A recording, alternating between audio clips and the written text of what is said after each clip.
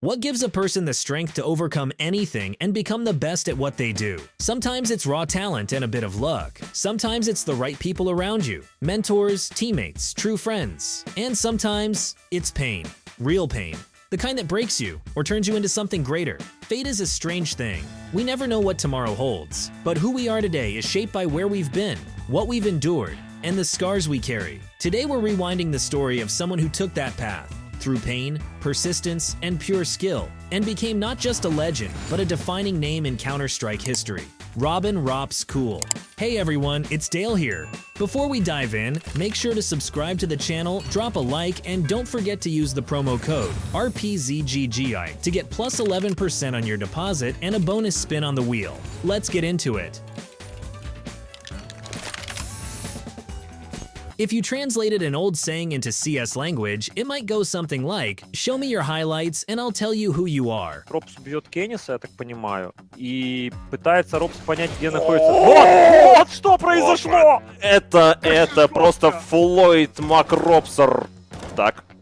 Нет, все-таки в конце концов Ропз проиграет этот. And this highlight tells you everything about how Ropz thinks and plays, how he breaks expectations and redefines what's possible. When Robin pulled off this play, he was just 19 years old, and you can already see the incredible potential he had. To make a move like this, raw skill isn't enough. You need to feel what your opponents are thinking, read them like an open book, and then use that knowledge to crush them. So where did this genius come from, and what path did he take? Ropz Cool was born on December 22nd, 1999, in a tiny Estonian town called Jogava, home to just about 5,000 people. He came from a farming family. His dad owned pea fields, and young Robin often helped out, unknowingly training for a future he couldn't yet imagine.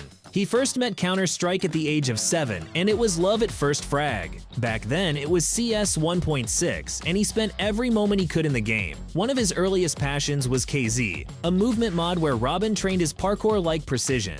Apparently, that obsession never went away because years later, as a pro, he broke world records. Of course, his gaming habits raised some eyebrows at home. His parents worried about his grades, and at one point, his mom literally cut the internet cable with a knife when he refused to stop playing. Eventually, though, Robin struck a deal. The better his grades, the more gaming time he earned. And with that, the grind began. It's honestly incredible, but the kid pulled it off. Despite everything, Robin studied hard. He was a top student, competed in school Olympiads, and even took first place in some of them. He got along well with his classmates too. Everyone saw him as friendly, sociable, and easygoing. But in reality, it wasn't that easy for him. You've probably noticed that unusual scar under his eye. When Robin was just 6 months old, a hot iron accidentally fell on his face. The doctors had to perform a skin graft, but they made a mistake. Instead of taking skin from a matching area, like the neck, they took it from his arm. As a result, it didn't heal properly, and the scar stayed with him. Robin became very self-conscious about his face. So, even though he seemed outgoing, social situations were tough. That scar wasn't just on his face. It left a mark inside too. You could say that from an early age, Robin had to learn how to overcome discomfort and perform, no matter what. See the promo code on the screen. Don't wait for a lucky chance. Luck is already on your side. Enter the promo code on our website and collect top loot from GGDROP. Have fun hunting!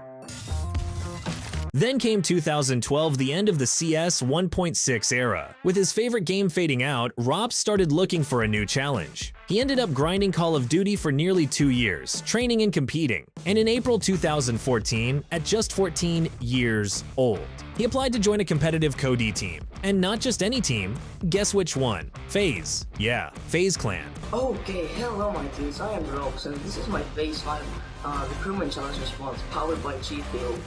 Why do I want to be a part of FaZe Clan? Well, the answer is pretty obvious.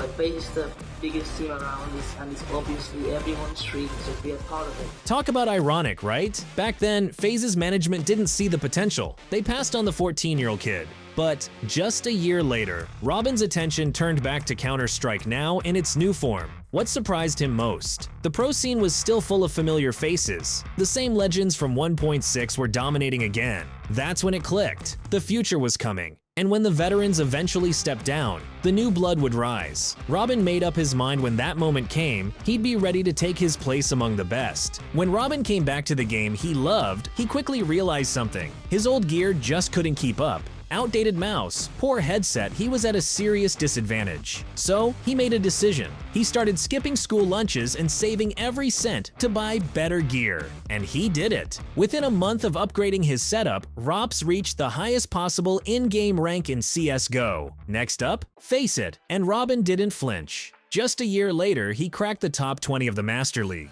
a huge milestone that earned him an invite to FPLC, the qualifier league for FaZe Pro League.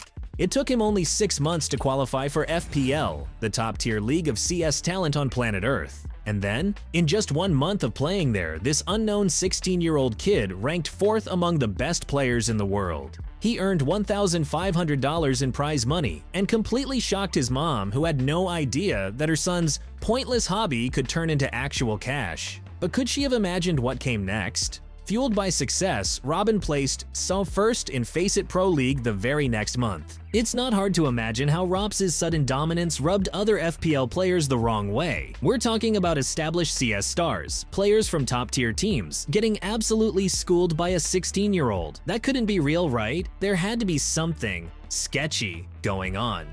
Soon, whispers turned into accusations. Some in the FaZe Pro League started suspecting Ropz of cheating. Then came the moment, the spark that lit the fire. Jesper JW Wexel was in the middle of an FPL match and getting wrecked by RRZGG when he made a comment, not knowing that Magisk was streaming the whole thing live.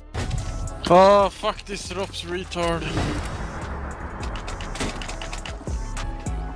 Getting wrecked. I don't know why the fuck we don't just ban him. That clip? It went viral almost instantly. Now everyone was talking about Ropz. FaZe couldn't ignore the situation anymore. They gave Robin an ultimatum. Come to the FaZe HQ in London and prove yourself live, or be kicked out of the league. Robin didn't hesitate. He flew to London, walked into the FaZe office. He played under direct supervision and silenced every doubt. That day, Ropz didn't just clear his name, he proved he was the real deal. JW ended up posting an apology on Reddit. He wrote, "Yeah, I might have phrased things badly, especially after getting destroyed 16-3, but here's what I actually think. It frustrates me that someone this good isn't jumping at the chance to join a team. Top-level teams want this guy. He's always first pick in FPL, ahead of some of the best players in the world. He could literally become the greatest to ever touch this game. And obviously, he could earn the kind of money most kids his age only dream about. So I just don't get it. Why not join a pro team and go all in? He's playing 10 FPL matches a day anyway. Clearly he has the time. Why not take a year off school and give it a shot?" But what JW, and many others, didn't know is that for Ropz, it wasn't that simple. In Estonia, if you drop out of school, there's no easy way back. You can only return through adult evening classes, and that kind of diploma doesn't give you real career options later. So for Robin, it wasn't about fear, it was about responsibility. That's why Robin made a promise to himself. Finish school first, then go all in on CS. One of his teachers later explained it like this: Ropz couldn't accept offers from top teams because the first question they always asked was, "Can you fully commit to the grind?" And at that time, he just couldn't. In fact, that's the exact reason he had to turn down an offer from none other than Team Liquid. Yeah, he said no to Liquid, but then one team was willing to take the risk. They believed in the kid and were ready to bend their schedule around his. That team? Mouse Sports. They had just sold Nico to FaZe for a hefty sum and were desperate for a solid replacement, so they rolled the dice. And that's how Ropz, the Estonian prodigy, officially joined his first pro team. Back in the day, getting into a top-tier CS team meant grinding through Tier 3 tournaments and hoping someone noticed you. But Robin changed that. He was one of the very first players to go pro directly through FaZe. He didn't climb the ladder the traditional way, he built a new one. Just 6 months after joining Mouse Sports, he and the team won their first big LAN in Greece with a €200,000 prize pool. And guess who they beat in the grand final? Team Liquid. Yep, the same squad that had tried to sign ROPZ earlier that year. In the following season, Mouse Sports went on a tear. Consistently strong results, deep playoff runs, and solid Tier 1 status. And then came ESL 1 New York. This time, Robin invited his closest family to the event. Just a few years earlier, his mom had warned him that the internet was full of scammers and gaming couldn't lead to anything good. Now, she was sitting in the crowd in New York, next to Robin's grandma, watching her son lift the championship trophy and take home $125,000 in prize money. And the icing on the cake? In that final, Mouse Sports beat Liquid again. 2019 brought disaster. Mouse Sports failed to qualify for the major in Katowice, a brutal blow, and the org didn't hold back. They hit the reset button and dropped the entire roster. Everyone except Ropz. In March, Moose rebuilt around him, bringing in Kerrigan, Woxic, and Frozen. Later, Chris J returned to round out the squad. Turns out, it was the right call. The new lineup quickly found its rhythm, winning DreamHack and securing a spot at the next major. But for some reason, the major curse still loomed. Despite the hype, they finished in 11th place. But then came redemption. At the end of the year, Mouse Sports went on fire, winning 3 big events in a row and falling just short of a 4th. One of the highlights, the playoffs at ESL Pro League. In the semis, Moose faced the era-defining giants, Astralis. At the time, beating Astralis felt as big as winning a trophy. On the third and deciding map, Astralis led 14-8. It looked over, but Moose pulled off the impossible comeback, turning the match on its head and claiming victory. And that tournament, it marked a huge milestone.